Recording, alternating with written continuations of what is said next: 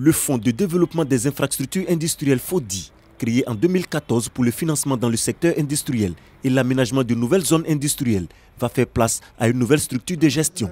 Le projet de loi portant ratification de l'ordonnance portant dissolution du FODI est adopté à l'unanimité par les députés membres de la Commission des affaires économiques et financières. En mars dernier, nous avons fait adopter un cadre stratégique portant sur le développement des zones industrielles et dans le cadre de ce nouveau cadre stratégique, il a été adopté de faire une réforme importante au niveau de la structure qui devait planifier, concevoir, gérer et développer les zones industrielles.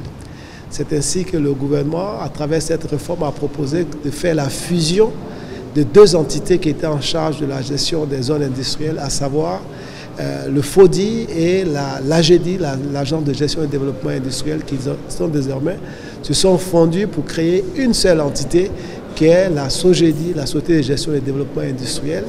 Mais l'innovation, c'est que l'État peut donner également la faculté au secteur privé, par une délégation de services, une concession, d'également gérer des zones industrielles, de les développer. Tout ceci pour augmenter le rythme de création ou d'aménagement des zones industrielles. Autre texte présenté par le ministre Souleymane Diarra Souba est également adopté. Le projet de loi portant création, attribution, organisation et fonctionnement du guichet unique de développement des PME et le projet de loi portant modification de l'ordonnance relative à la concurrence.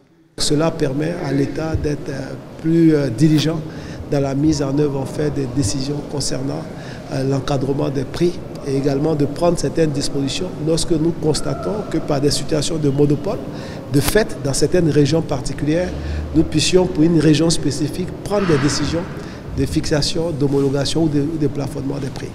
Donc cela également participe à la préservation du pouvoir d'achat de nos populations.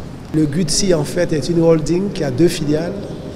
Une filiale qui s'appelle Côte d'Ivoire PME qui sera en charge de l'accompagnement et de l'amorçage. Et une deuxième filiale qui est la Société des garanties des PME qui sera en tant qu'établissement financier pourra donner des garanties à toutes ces PME, tous ces opérateurs économiques à l'effet de mitiger les risques auprès des établissements financiers.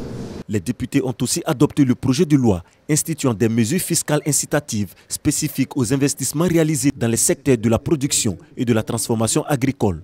Le texte vise à inciter les industriels à investir dans le secteur du vivrier.